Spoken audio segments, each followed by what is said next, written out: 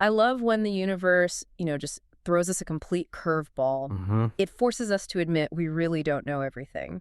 It kind of reminds me of the biological platypus. Oh, the platypus. Yeah, that mix of duck, reptile, and mammal traits that just shouldn't belong in one creature. It's the perfect analogy, actually. Well, it seems astronomers just found the cosmic equivalent. They really did. This is a discovery by Hao Jin Yang and his collaborators. They're calling it astronomy's platypus. Okay, I'm hooked. So we're talking about 9 objects. They're called ultra-compact high-redshift galaxies, or UCHRGs for short. A mouthful. It is. They found them in archival JWST data, and these things are at redshifts that place them about 12 to 12.6 billion years in the past. So we're seeing them when the universe was only, 1 or 2 billion years old? Barely. It's ancient history. And here's the core paradox, right? If you find something that's extremely point-like, that far back, You think quasar. you think quasar, a huge active black hole. But what are these things doing to break that mold? They break it in 2 pretty major ways. First, they look like stars, sure, but their energy output is, well, it's modest. But how? Kind of comparable to our Milky Way today, not the brilliant blaze of a quasar. And second, the light they emit tells a completely different story. Okay, let's unpack that. The point-like part. Yeah. In the raw JWST images, how tiny are we actually talking about? Oh, they're staggeringly small. Really? I mean, when we measure an object's size, we use something called the point spread function, the PSF. It's basically how sharp a single point of light looks. The telescope's resolution limit. Exactly. And these galaxies are barely larger than that. So concentrated that most of their light comes from a region less than 1,000 parsecs wide. For perspective, our Milky Way's visible disk is tens of thousands of parsecs wide. Precisely. These are like tiny cosmic knots of matter. That compactness just screams, black hole! But you said their light, their spectrum, says something else. Why does it rule out a typical quasar? It's all about the width of the emission lines.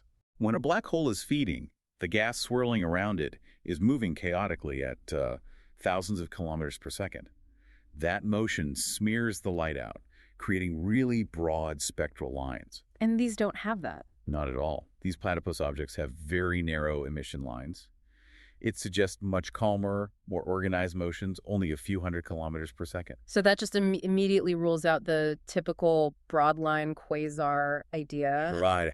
And yet they are screaming with intensity, aren't they? The star formation must be explosive. It is. They have extremely high equivalent widths for markers like oxygen-3 and H-alpha. Which are signs of violently energetic star-forming regions. That's right. They're like local green key galaxies in terms of energy, but they've crammed all that activity into this super compact ancient package. It's that clash, between the shape and the spectrum that makes them so hard to classify. It's just incredible how much data JWST is producing.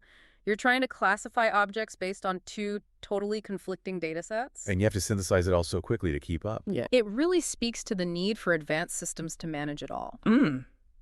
And speaking of critical data, this deep dive is sponsored by Embersilk.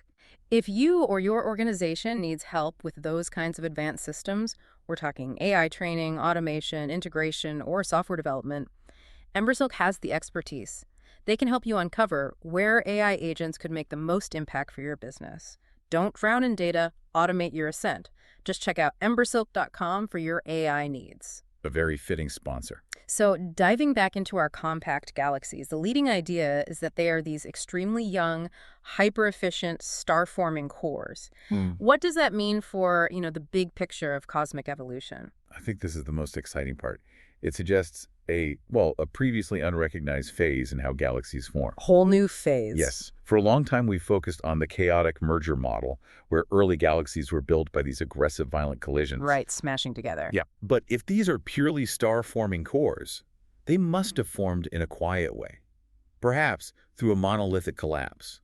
It would mean the blueprints for the earliest cosmic structures were fundamentally different than we thought. So a significant chunk of early galaxy building might have been quick, internal, and quiet. And we've just been missing that entire part of the story. Wow. So JWST isn't just showing us known things better, it's finding entire populations we never even knew existed. It's filling in huge gaps in the cosmic timeline. Precisely. This discovery just opens up such a hopeful new avenue for research. And it really raises an important question for you, the listener. Okay. Now that we know this compact population is out there, the next step has to be higher resolution spectroscopy. That will help us confirm if they are truly these quiet starbursts, Or, what's the alternative? or if they might be hiding a totally new population of very weak early black holes.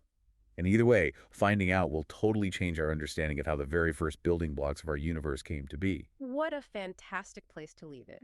If you enjoyed this deep dive, please subscribe to the show. Hey, leave us a 5-star review if you can. It really does help get the word out. Thanks for tuning in.